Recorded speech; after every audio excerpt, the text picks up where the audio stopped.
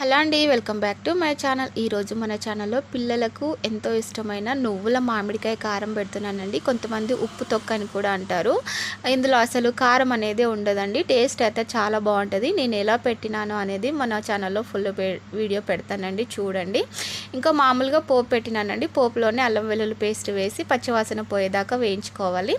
తర్వాత ఒక బేసన్లో నువ్వుల పొడి, ఆవాల పొడి, రుచికి సరిపడినంత సాల్ట్, ధనియాల పొడి, జీలకర్ర పొడి, కొంచెం మెంతుల పొడి, కొన్ని వెల్లుల్లిపాయలు, కొన్ని శనగలు వేసి మంచిగా అంతా కలిసేలాగా కలిపి మనం ముందు పోపు పెట్టిన ఆయిల్ పోసి మంచిగా కలపాలండి. కలిపిన తర్వాత కట్ చేసిన మామిడికాయ ముక్కలు వేసి మంచిగా అంతా కలిసేలాగా కలపాలండి. ముక్కకు బాగా పట్టేలాగా కలిపి ఒక ప్లాస్టిక్ డబ్బాలో వేసి ఇంకా స్టోర్ చేసుకోవాలి. ఇది కొంచెం పెట్టినప్పుడు కొంచెం చేదు అనిపిస్తుందండి, పర్లేదు. ఒక 2 days అయినాక మంచిగా టేస్ట్ బాగుంటుంది. నచ్చితే పెట్టండి. ఇవిడేస్తే